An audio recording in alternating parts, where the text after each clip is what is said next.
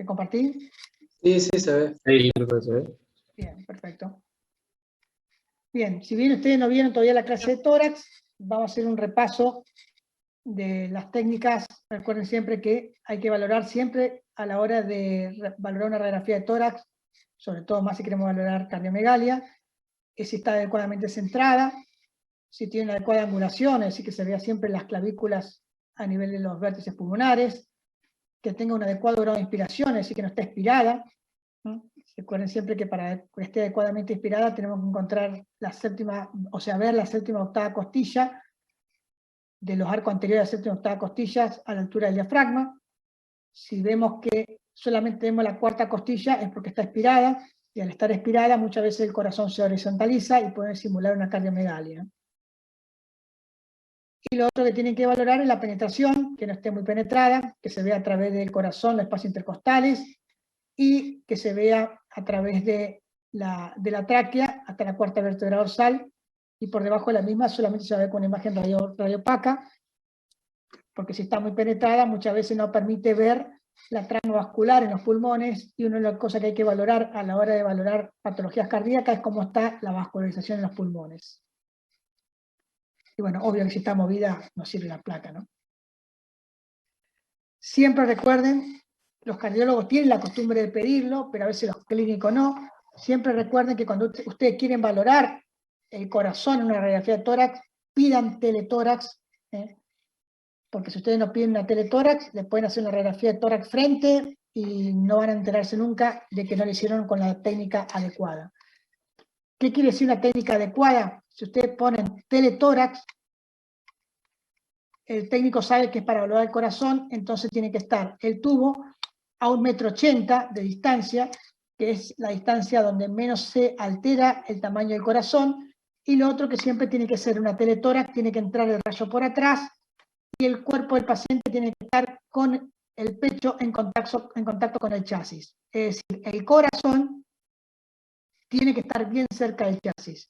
Si ustedes no le piden un teletórax y le piden una radiografía de frente y el paciente lo hacen al revés, es decir, mirando hacia el tubo, el corazón se está alejando del chasis, entonces por ende el corazón no puede salir más grande porque lo hicieron antero-posterior. Entonces siempre el teletórax es postero-anterior y a 1,80 m, que es la adecuada valoración del corazón.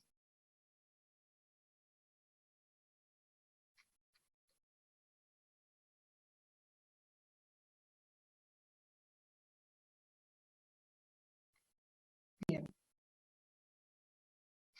Esperen que no me sale el láser.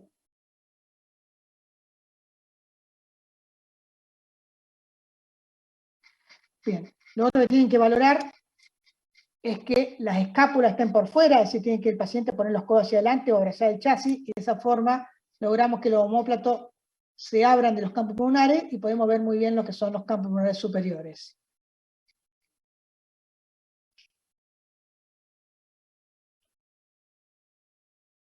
Espera que no me aparece acá. Bien, ¿qué es lo que puede pasar muchas veces? Que ustedes pidan una teletórax y tenga el paciente una cardiomegalia. Cuando tenga una cardiomegalia tienen que sospechar que el paciente puede tener una patología o que el paciente tiene una cardiomegalia por razones normales, que es una pseudocardiomegalia. ¿Cuáles son las causas de esa pseudocardiomegalia? Que el paciente le hicieron una mala técnica y le hicieron, como les dije recién, antero-posterior, es decir, mirando con la espalda hacia el chasis, que el paciente esté inclinado, o sea, rotado, y de esa forma me va a llevar el corazón hacia la izquierda, que el paciente la radiografía esté expirada, y al estar expirada, como le dije, el diafragma sube, el corazón se horizontaliza, y de esa forma aparece una cardiomegalia. Que sea muy obeso, los pacientes muy obesos les cuesta hacer un adecuado descenso de los diafragmas, entonces va a pasar lo mismo que como que estuviera expirada. Que tenga una ascitis severa, la ascitis hace que los diafragmas no logren descender bien, y también me va a pasar lo mismo. En el embarazo, lo mismo, no logro descender bien los diafragmas. Que tenga un derrame pericárdico, si bien es una cardiomegalia, pero no es una cardiomegalia de origen intracardíaco, sino por un problema del líquido dentro de lo que es el pericardio, que eso es fácil de hacer el diagnóstico con una ecografía. Y después existen unas anormalidades congénitas que pueden simular una cardiomegalia, como es el pectum excavatum o la cifosis, que hay que tener en cuenta a la hora de valorar la cardiomegalia, saber que el paciente no tiene ninguna de estas cosas, ¿no? Entonces, en esta radiografía del tórax estamos viendo una cardiomegalia importante. Fíjense que es global la cardiomegalia, no está expensa en ninguna cavidad, es una cardiomegalia generalizada. Y cuando tenemos una cardiomegalia generalizada, tenemos que sospechar que esta cardiomegalia puede ser de origen que tenga un derrame pericárdico. Lo más fácil y accesible hoy en día es hacer una ecografía, hacer una ecografía sobre todo los cardiólogos, y podemos encontrar las 4 cavidades en este corte, donde estamos viendo el importante líquido que está rodeando el corazón dentro de lo que es el pericardio, que está no solamente en la región anterior, sino también en la región posterior.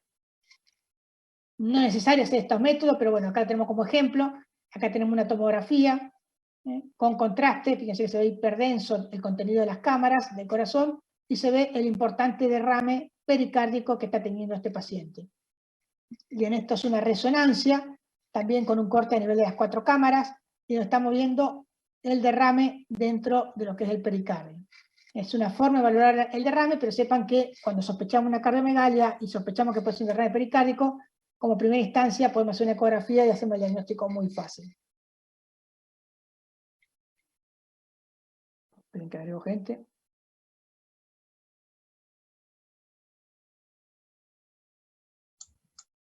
Bien. Las cardiopatías que se pueden encontrar en los adultos. Pero no me pasa. Bien. Son 3 posibilidades que podemos tener cuando uno sospecha una cardiopatía. Son aquellos pacientes que ya saben que tienen una cardiopatía y vienen por una revisión periódica. Aquellos que nunca se descubrió una cardiopatía y es un hallazgo, ya sea por clínica o a la auscultación y sospecha una cardiomegalia y le hace, o una cardiopatía y le hace una radiografía o algún estudio por imágenes, o aquellos pacientes que saben que tienen una patología cardíaca y sospechan alguna complicación, una insuficiencia descompensadora o algo de eso. Entonces, son las 3 cosas que pueden encontrar en un paciente con cardiopatía: que nunca lo tuvo y fue un hallazgo, que ya saben y hay que controlarlo, o que se complicó por algún diagnóstico que ya tenía previamente. Entonces, siempre que quieren valorar el corazón, valoren bien los bordes del corazón, valoren la posición de la aorta, valoren si tiene prótesis por alguna cirugía que haya tenido el paciente previa, ¿no? Y si están calcificadas esas prótesis o alguna parte del corazón que esté calcificado. Y no se olviden que el corazón no termina solamente en el mediastino, sino también termina en los pulmones, porque cualquier patología del corazón me afecta a la vascularización de los pulmones, entonces hay que valorar siempre cómo está la vascularización en los pulmones. Para repasar un poco de mediastino, entonces eso que están viendo ahí es la tráquea, se ve muy bien, y los bordes mediastinales tenemos el derecho y el izquierdo. Siempre recuerden que el derecho se dice que es generalmente arterial y el izquierdo es generalmente venoso. Entonces vamos a empezar por el izquierdo. Eso que marcó ahí, que se ve muy poco, es el tronco venoso brachiocefálico izquierdo. Tómenlo con pinza que se vea porque es muy difícil, pero esto sí es más fácil ver, que es el botón aórtico, que es arterial, el tronco de la arteria pulmonar, que si bien lleva sangre venosa, se llama arteria, y después el ventrículo izquierdo. Entre el tronco de la arteria pulmonar y el ventrículo izquierdo tenemos lo que es la orejuela de la aurícula izquierda, que muchas veces pasa desapercibida porque no hace ninguna impronta ni nada. Cuando hace alguna impronta, tienen que sospechar que puede tener una patología a nivel de la aurícula. Y después del lado derecho tienen el tronco venoso brachiocefálico derecho, que es el que se junta junto con el izquierdo y forma lo que se llama la vena cava superior. Y por ahí se ve en la parte superior una pequeña prominencia que es muy parecida al callado de la aorta, pero en este caso es el callado de la ácido, que está terminando a nivel de la vena cava superior. Y en la parte inferior del mediastino tienen lo que saben que es la aurícula izquierda. Entonces, del corazón, sepan que lo más izquierdo del corazón es el ventrículo izquierdo y lo más derecho del corazón es la aurícula derecha. En un perfil vamos a encontrar el ventrículo derecho, que es lo más anterior del corazón, y la aurícula izquierda, que es lo más posterior del corazón. Muchas veces se ve la vena cava inferior cruzando por acá abajo. Entonces, si esto es el ventrículo derecho, la salida del ventrículo derecho es el tronco de la pulmonar, que es esto que están viendo acá. Y esto que están viendo rosado, que es el número 12, es la aorta, ascendente con el callado y la aorta descendente, esto es la tráquea, y esto es el bronquio fuente izquierdo con el bronquio intermedio derecho. Entonces, cuando valoran en una radiografía de frente, valoren sobre todo el ventrículo izquierdo, valoren sobre todo la aurícula derecha, y en el perfil valoren sobre todo el ventrículo derecho y la aurícula izquierda. Siempre tienen que mirar que el espacio claro retroesternal, que se va a ver radiolúcido, el corazón va a estar en contacto con el esternón hasta un 40 o 50%. Si vemos que el corazón está en contacto con el esternón en más del 50%, es decir, hacia este nivel, hay que sospechar que tiene una cardiomegalia del ventrículo, sobre todo a expensas del ventrículo derecho. Y si el corazón vemos que sale mucho hacia atrás, que se desplaza mucho hacia atrás, una de las cosas que tienen que sospechar es que hay una dilatación o un agrandamiento de la aurícula izquierda que generalmente puede producir compresión a nivel del esófago. Ustedes vayan frenándome, pregúntenme cualquier cosa. Bien. Acá, por ejemplo, tenemos una radiografía digital, por eso que se ve de esa forma. Las radiografías digitales llaman la atención cómo se ve más nítido lo que son los vasos. Pero bueno, llama la atención que tenemos una cardiomegalia bastante generalizada. Uno podría sospechar que puede tener algo líquido en la pleura, pero llama la atención cómo tenemos los vasos demasiado marcados. Este es un paciente con hipertensión de larga data, que se empieza a tener alteración en forma retrógrada del corazón, y ya cuesta que los ventrículos logren vaciar su sangre hacia la aorta, y empieza a juntar líquido lo que es el pulmón. Perdón, Dentro de las valvulopatías que podemos encontrar, hay que valorar siempre las valvulopatías en la radiografía, y no son fáciles, pero siempre hay que saber que cada valvulopatía puede producir una alteración en alguna de las cavidades.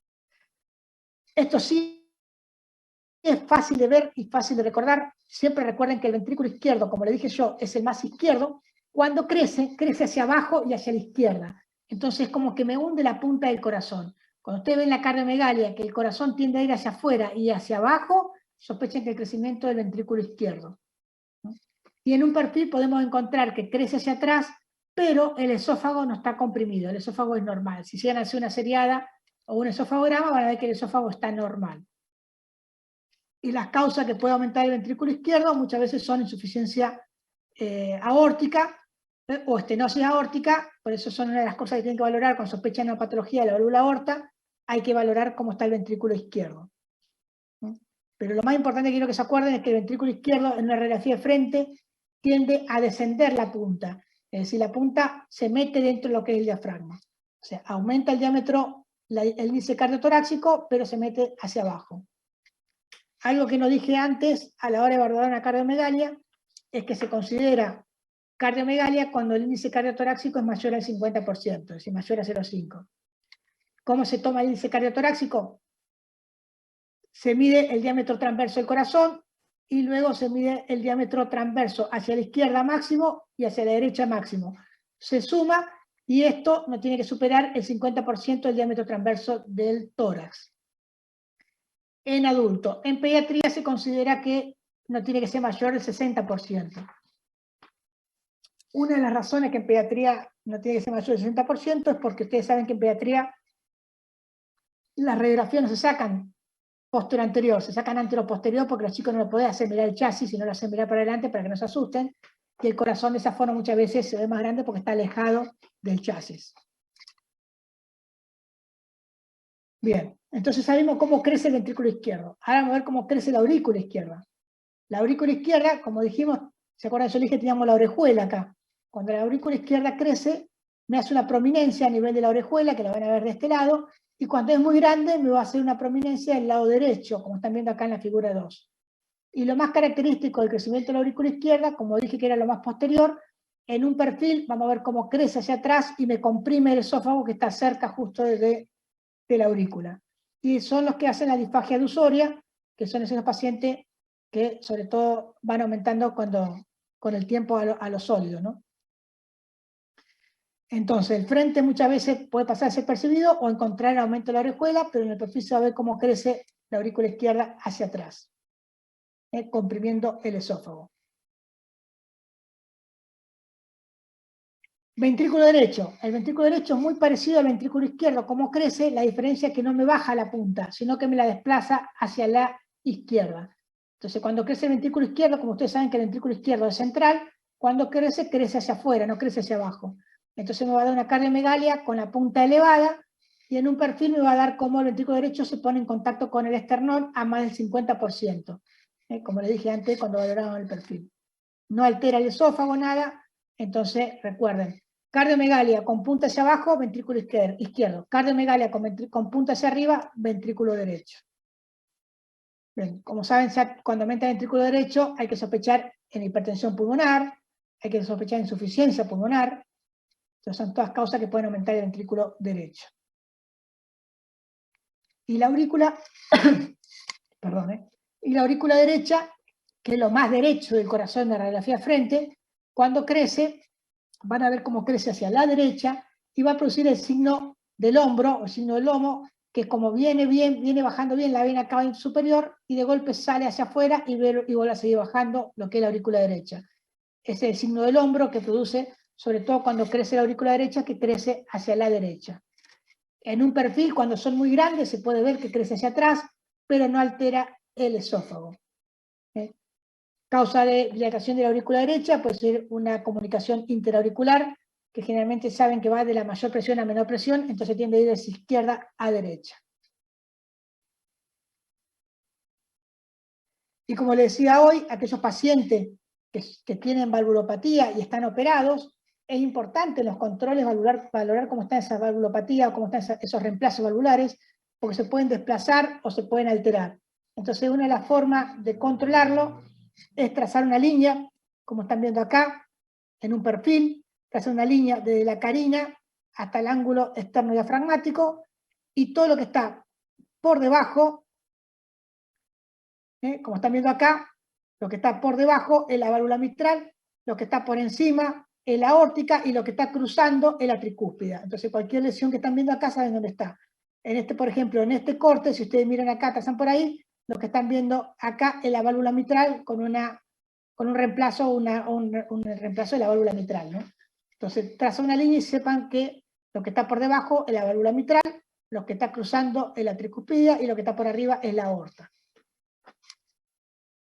Siempre cuando están operados el corazón, generalmente tienen estos clips metálicos de la cirugía, ¿no? Como están viendo en el perfil y como están viendo en el frente. Bien, paciente de 27 años, asintomático, con antecedentes de infecciones respiratorias recurrentes, un soplo efectivo en foco pulmonar. Le hacen una radiografía, una teletórax para evaluar la cardiomegalia. Y si ustedes miran, tiene una cardiomegalia generalizada. Da la impresión que está un poco hacia la derecha y hacia abajo, o sea que da la impresión que está aumentada de una forma más generalizada este corazón. No importa que sepan qué patología es, pero sí sepan que tiene la cardiomegalia, y en este caso tiene aumento tanto del ventrículo izquierdo como del ventrículo derecho. Acá en este caso están viendo cómo tiene también el signo del lomo, o el signo del hombro que le dije hoy, que es por crecimiento de la aurícula derecha, y también tiene presencia de la orejuela de la aurícula izquierda. O sea, tiene un agrandamiento de las dos aurículas, puede ser por una comunicación interauricular que puede tener estos pacientes. En este caso, bueno, marcada dilatación de la aurícula izquierda, en este caso fue por una insuficiencia de la válvula mitral, pero en este caso tiene los dos lados. Otra cosa que tienen que valorar a la hora de valorar el corazón, tanto por radiografía como por tomografía, es cómo está la distribución de los vasos dentro del pulmón. Normalmente ustedes saben que la vascularización pulmonar tiene los vasos mucho más marcados en la parte basal que en la parte superior, que en los vértices, en un tórax normal. Cuando ahí empieza a haber una distribución, o sea, una presión exagerada, tiende a aumentar en los vértices, que es muy fácil de ver por radiografía y mucho más fácil por tomografía, como están viendo acá. Esta es una reconstrucción, el modo MIP, que se hace, se agranda el espesor de corte, se lo puede agrandar y de esa forma resaltan más los vasos. Y de esta forma estamos viendo cómo las bases pulmonares tienen mayor diámetro que las formas apicales. Cuando ustedes tienen al revés, en los vértices, como están viendo acá, en los vértices diámetros pulmonares de los vasos pulmonares bastante aumentados en comparación con las bases, que está más finito que lo que son los vértices, tienen que sospechar que hay una distribución de flujo, una redistribución de flujo, y se puede ver muy bien en una radiografía de tórax, como también se puede ver en una tomografía. En este caso, como están viendo acá, aparte de eso, están viendo una cardiomegalia, sobre todo a expensa de la cavidad izquierda, como están viendo el ventrículo izquierdo, como está aumentado y descendido. En este caso, están viendo también la aurícula izquierda aumentada y la pulmonar. La pulmonar está aumentada. Cuando está la pulmonar aumentada y los vasos pulmonares dentro de los ilios también aumentados, tienen que sospechar que este paciente tiene hipertensión pulmonar. Cuando hay hipertensión pulmonar van a tener las pulmonares en los ilios grandes, el borde de la pulmonar también grande, y van a tener pocos vasos en la periferia. ¿Por qué hay pocos vasos en la periferia? Porque la hipertensión hace que se colapsen, se compriman los vasos, como están viendo acá más chiquitos, y eso va a hacer que los vasos centrales sean más grandes, que es una de las causas de su hipertensión pulmonar, ¿no? Entonces, siempre valoren la vasculación pulmonar. En el caso que vean que los vasos periféricos no están y los vasos centrales están aumentados, sospechen que esos pacientes tienen hipertensión pulmonar. Una de las causas de hipertensión pulmonar común en adultos son los pacientes con EPOC, ¿no? Que pueden llevar a la larga llevan hipertensión pulmonar. Perdón, profe, ¿cómo dijiste Sí. que íbamos a encontrar en la hipertensión pulmonar? Cuando hay hipertensión pulmonar van a encontrar los vasos, las pulmonares, en este caso la pulmonar derecha, ¿ves? Los vasos pulmonares aumentados de diámetro, mayor de 6 milímetros, te pone acá la medida para que nadie le va a preguntar la medida, por lo menos yo no le voy a preguntar nunca la medida, pero van a estar aumentados los vasos pulmonares, tanto dentro del pulmón, a nivel del ilio, tanto dentro del pulmón como la arteria pulmonar a nivel del borde mediastinal izquierdo. ¿Te acordás que estaba la aorta y la pulmonar? Bueno, la pulmonar va a sobresalir acá y la pulmonar dentro del ilio va a estar aumentada. Y en la periferia va a haber poca trama vascular, porque hay una vasoconstricción periférica, por la hipertensión en sí, hay una vasoconstricción periférica que me va a hacer que haya pocos vasos periféricos y más dilatado el central porque está la hipertensión, ¿no? Entonces siempre recuerden, los vasos pulmonares aumentados dentro del ilio, disminuido en la periferia, y bueno, la pulmonar acá también aumentada. Es muy común ver en los pacientes con EPOC, no de nada. En este caso, la cardiomegalia es muy severa, fíjense que hay una cardiomegalia importante. Este paciente tenía la cavidad izquierda toda aumentada de tamaño, fíjense que tiende a meterse acá el ventrículo izquierdo, y era por una estenosis aórtica que me va a producir todo un retroceso de todo su flujo hacia atrás, produciendo aumento del ventrículo izquierdo, aumento de la aurícula izquierda, y va a terminar siendo una hipertensión pulmonar en este caso. Bien. Un poco más de lo mismo, el tronco de la pulmonar aumentado, la arteria pulmonar derecha aumentada de diámetro, pocos vasos en la periferia, con algo dilatado a nivel de los ilios, también te puede dar también por hipertensión pulmonar. Entonces, ¿cuáles son las causas que pueden aumentar el flujo a nivel de los pulmones? Cuando tenemos cortocircuito de izquierda a derecha, es decir, que le lleva sangre del lado izquierdo al derecho, por ende el corazón derecho va a tender más a volcar más sangre a los pulmones. ¿Cuáles serían esas causas? Comunicación intraauricular, comunicación interventricular, ducto arterioso permeable. Otras causas pueden ser por aumento de la sinergia del corazón, una cardiopatía que tenga mucho aumento de la frecuencia cardíaca, como es el caso del hipertiroidismo. Y bueno, después otras cosas raras como la anemia, el embarazo, enfermedad de Paget. Esto van a tender a producir aumento del flujo a nivel pulmonar. ¿Por qué? Porque le llega más sangre del lado del corazón derecho.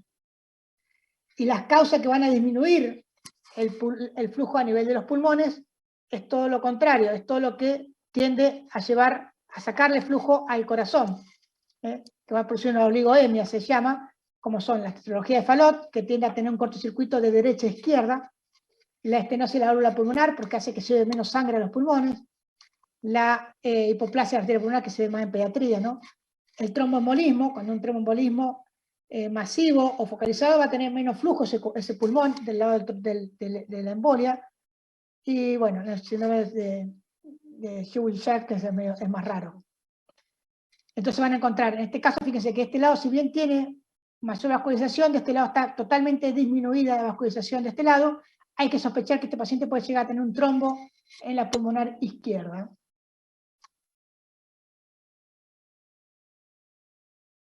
Y otra cosa que pueden ver, bueno, en este caso también del ventrículo izquierdo, con descenso de la punta, como están viendo ahí, con aumento del índice cardiotorácico, aumento de la densidad de las bases pulmonares, esto es comúnmente conocido como edema agudo de pulmón, que el signo característico es eso, cardiomegalia, aumento del ventrículo izquierdo, edema en las bases pulmonares, que ¿cómo lo van a ver al edema? Al edema en las bases pulmonares lo van a ver como imágenes radiopacas, redondeadas, que confluyen entre sí y terminan dando lo que se llama el signo de ala y mariposa, que van a ver sobre todo de las bases cómo empieza el edema a subir hasta afectar casi todo el pulmón, pero siempre empiezan las bases, y van a ver el signo de la radiopacidad, que va terminando confluyendo entre sí, porque son alveolos que se llenan de líquido, por el líquido del edema, y terminan confluyendo los alveolos entre sí hasta conformar una ansiedad más grande, ¿no? Pero lo más característico del edema agudo de pulmón es el aspecto ese de algodonoso, de radiopacidad redondeada, de tipo algodonosa, que terminan confluyendo entre sí y generalmente empiezan de la base hacia arriba, conformando lo que se llama el signo de ala en mariposa. Siempre que tengamos edema de pulmón es porque este problema del corazón, esta cardiopatía que tiene, se pasó a ser insuficiencia cardíaca, ¿no? Descompensada porque está produciendo el edema de pulmón. Bien. En este caso, con radiografía de frente, también estamos viendo una cardiomegalia a expensas del ventrículo derecho. Fíjense que el ventrículo derecho está desplazando hacia la izquierda y hacia arriba la punta del corazón. Acá estamos viendo cómo el ventrículo derecho está en el perfil, está en contacto con más del 50% del esternón. Y esto están viendo parte de la pulmonar como está totalmente dilatada, o aumentada, mejor dicho, aumentada de tamaño, por lo cual está produciendo un paciente, estamos sospechando que tiene ventrículo derecho aumentado y pulmonar aumentada, tenemos que sospechar que tiene una hipertensión pulmonar. Si miramos acá, el tronco de la pulmonar derecha está aumentado y casi no hay vasos periféricos por la vasoconstricción periférica, como dijimos hoy. Bien.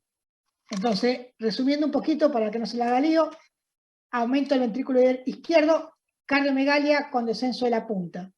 Aumento del ventrículo derecho, cardiomegalia con ascenso de la punta. Cardiomegalia con a expensas de la aurícula derecha, crece hacia la derecha con el signo del hombro.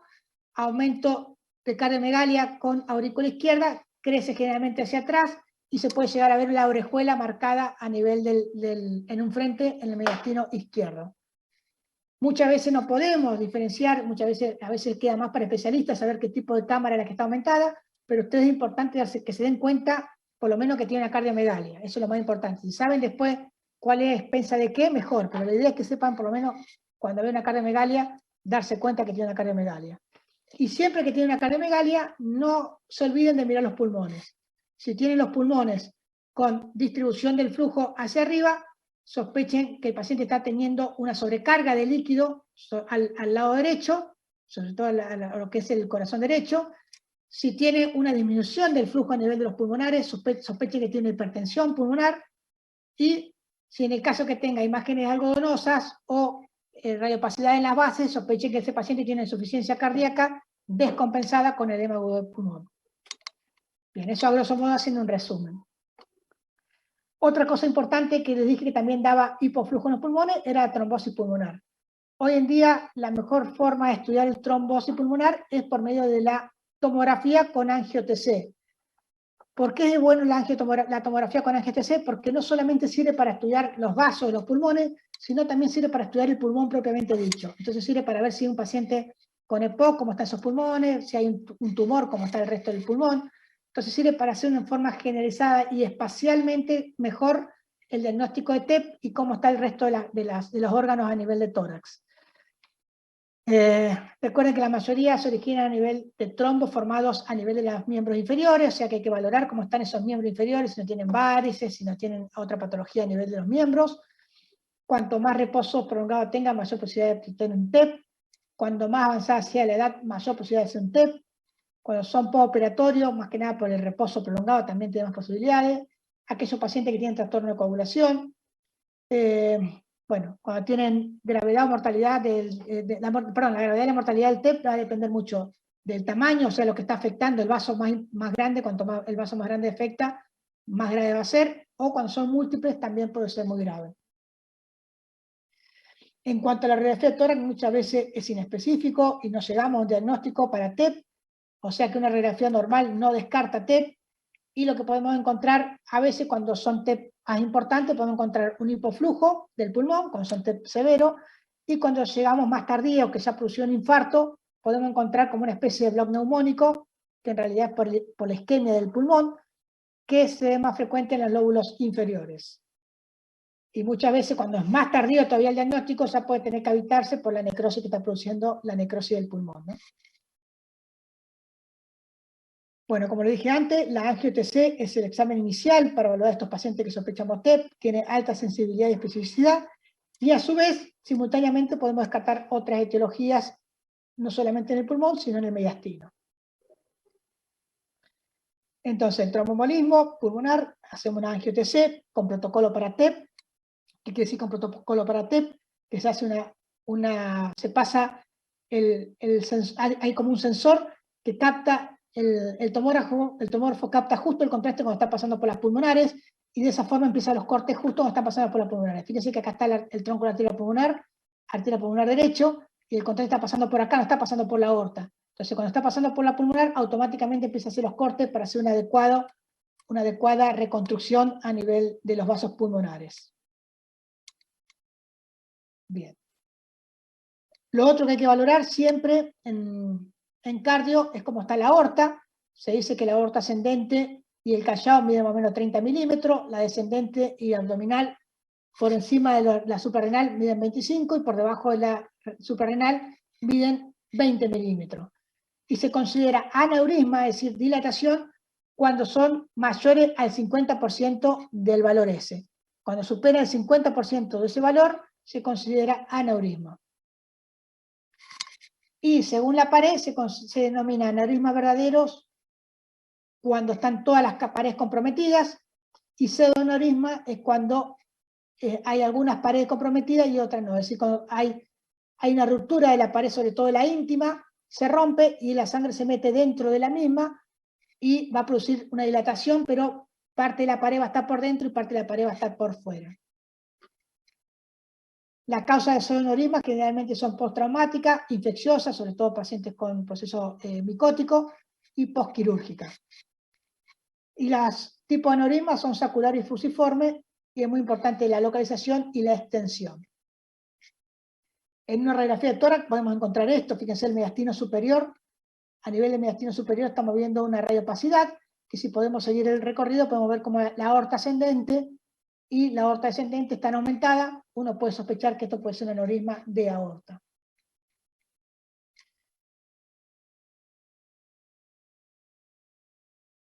A modo de ejemplo, paciente de 56 años con dolor abdominal y masa palpable, pulsátil en abdomen. Ustedes le miran el abdomen y ven cómo late el abdomen, le ponen la mano y van a ver cómo siente como un frémito del latido, lo auscultan y se va a escuchar muy bien las pulsaciones.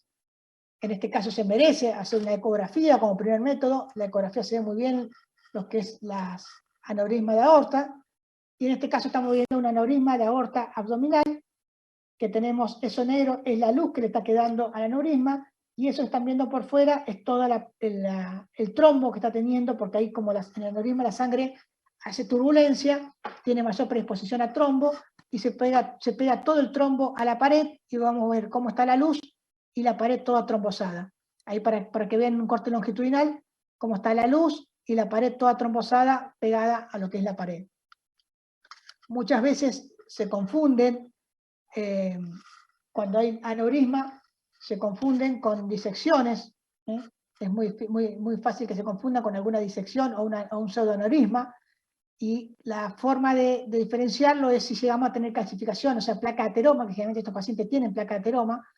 Si llegamos a tener placa de ateroma y la placa de ateroma está en la periferia, o sea, a nivel de la periferia de lo que es la dilatación, sabemos que lo que estamos viendo por dentro es el trombo. En cambio, si vemos que la placa de ateroma está en la parte interna, sabemos que lo que estamos viendo por adentro es la sangre que está entrando dentro de la disección del aneurisma. Si se lío con eso, se le voy a explicar mejor en otro corte. Guillermo, Sí. te consulto. Acá un paciente de una guardia con esta clínica, entonces el primer estudio que hacemos va a ser una ecografía y no una tomografía. Primero la ecografía, es lo más rápido a hacer y hacer el diagnóstico, y después pasa por el tomógrafo. ¿Por qué? Bueno. Ojalá pudiera hacer una tomografía, pero pasa que muchas veces la tomografía no son accesibles porque vos tenés que llamar, está ocupado, que está el paciente, que otro. La ecografía se hace en el momento, es más, son pacientes que a veces muchas veces lo internan y ya en terapia misma lo hacen la ecografía hasta los terapistas. Entonces, como primer método es por accesibilidad. Si vos tenés accesible el tomógrafo y sospechás aneurisma, pero tenés que tener bienvenido accesible, sea. Bienvenido sea. Pero por accesibilidad siempre lo más accesible es la tomografía, la ecografía, perdón. Bien, y gracias. otra cosa, no se confundan en pacientes flacos. Hay muchas veces que en pacientes flacos ustedes le ven y ven como late el abdomen y no es por un aneurisma, pues son tan flacos que está tan cerca la aorta de la pared que hacen como que laten. Entonces, si es un paciente que son flacos, no le van a hacer una tomografía por una aorta normal. Ahí sí en ese caso pasan en la ecografía. Y recuerden también que los aneurismas no solamente afectan la aorta, sino pueden afectar cualquier rama. En este caso estamos viendo un aneurisma a nivel de la arteria ilíaca primitiva izquierda. Y acá está para que entiendan lo que les decía recién. Esta es una tomografía. Están viendo un aneurisma totalmente dilatado con la luz y todo lo que está por fuera, o sea, lo que dice el número 2, son el trombo o la placa de ateroma trombosada. Y si ustedes miran, ven eso blanco que está ahí, son la calcificación de la placa de ateroma que está pegada a la íntima, que está por fuera de esto que están viendo acá. Si esta placa de ateroma estaría acá adentro, yo la veo sin contraste, vamos a poner acá, si yo la placa de ateroma la veo acá adentro, yo sé que esto que estoy viendo acá es parte de la pared que está disecada y está metiendo sangre que está quieta ahí adentro. Entonces, una forma de diferenciar una disección de un aneurisma, muchas veces valorar la placa de ateroma. Si la placa de ateroma está por fuera, sabemos que es un aneurisma. Si la placa de ateroma está por dentro, es una disección y por eso está metiéndose la sangre adentro y me desplaza la placa hacia adentro. No sé si me llegaron a entender, pero bueno. Bien, y volviendo a lo que estamos hablando, la disección o pseudoaneurisma es cuando se rompe parte de la pared, sobre todo la íntima, que puede ser por una lesión, por una placa de ateroma, por una infección, o por un traumatismo, generalmente se rompe lo que son los vasos vasorum, sangra dentro de la pared de la aorta, se rompe la pared y empieza a entrar sangre dentro de esa pseudocavidad que está produciendo dentro de la pared. Tenemos dos tipos según Stanford, la tipo, para mí la más fácil de la clasificación es la de Stanford, que la clasifica en dos, la tipo A y la tipo E. La tipo A es cuando abarca la aorta ascendente y la tipo B es cuando empieza después de la aorta ascendente. O sea, después de lo que sería la arteria subclavia, ¿no? Entonces acá vamos a tener una luz verdadera, que es la central en este caso, y la luz falsa que está por fuera, que es la rotura de la pared de la íntima, se mete la sangre ahí adentro y vamos a tener la luz falsa por fuera y la luz verdadera por dentro. En el caso que tuviéramos, por ejemplo, acá, placa de ateroma, vamos a ver cómo la placa de ateroma está en la parte interna, no está en la parte externa. Eso me está hablando que es una disección.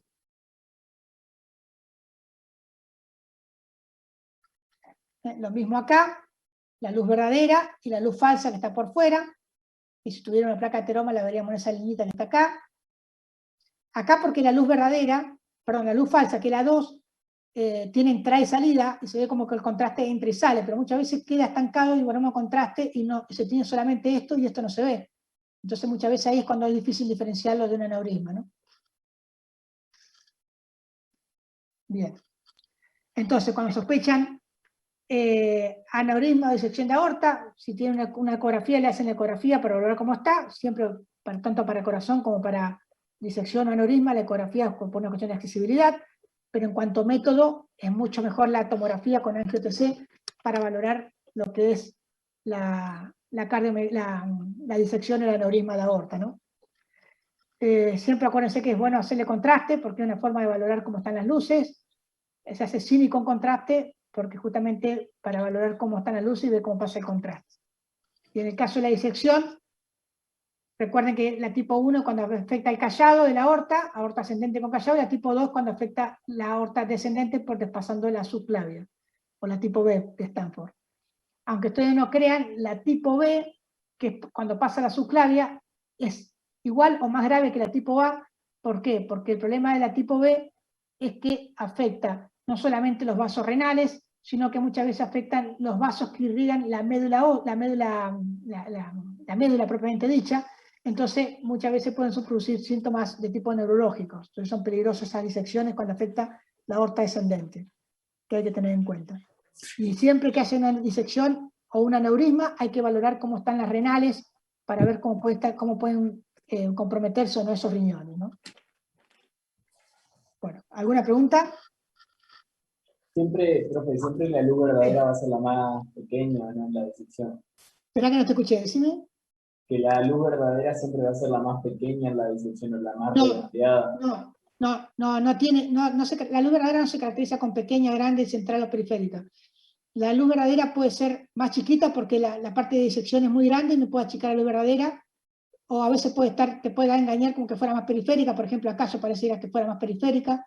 La forma de saber si es verdadera o la verdadera es, cuál es la verdadera y cuál es la falsa, es seguir en los cortes para abajo, poder seguirlo a ver hasta dónde sigue, ¿entendés? Más que en una imagen focal, porque muchas veces puede ser chiquita porque el aneurisma me comprimió la luz verdadera, entonces te puede llevar a un error en un solo corte. Siempre lo ideal es seguirla en los diferentes cortes y poder ver hasta dónde llega y ver si es verdadera o falsa. Y con el contraste, lo bueno con el contraste es que generalmente la verdadera tiene mayor densidad del contraste porque es donde mejor circula la sangre. Para que la falsa se vea tan hiperdensa como la verdadera, es porque la falsa tiene un buen orificio de entrada y salida, que la sangre está circulando muy fácil, ¿no? Pero no es lo común. Lo común es que circule mejor por la verdadera. ¿Alguna duda, chicos? No. Bueno, esperemos que la semana que viene, si me toca tomar el examen, que me sepan diferenciar de diferentes cosas. Bueno, antes que me olvide, acuérdense que la próxima rotación van a tener clase cada 15 días. Por más que no esté en el entorno, lo que sea, cada 15 días hay clase con cada comisión. Uno va a tener primera hora y otro la segunda hora, pero cada 15 días hay clases. ¿Estamos? Y yo Bueno, igual esto lo voy a tratar de guardar, de grabar para que suba en el entorno. Profe, bueno. ¿para cuándo entraría este seminario de tórax? Ajá. El anterior fue también de neuro, ¿y qué más? Y sobre Y las todo, mira, actividades. de imágenes yo lo que me voy a tomar es neuro y tórax, que es la parte que a usted le toca en la comisión esta. De neuro que sepan diferenciar lo que es un hematoma subdural, un hematoma extraural, saber valorar algo de anatomía, no pueden saber algo de anatomía. Y de cardio lo que vimos ahora. Saber, por lo menos saber, ya le digo, no me importa si se equivocan que es el ventrículo derecho o el ventrículo izquierdo, sí que se den cuenta que tiene cardiomegalia y cómo valorarlo, ¿no? Bien, perfecto. ¿Vamos? No va a ser tan difícil en el examen parcial porque la idea es que sepan algo, no es un final, ¿no? No es que sea tan fino. ¿Estamos? Bueno, chicos, estudien. Chao, gracias. Gracias. Gracias. Gracias.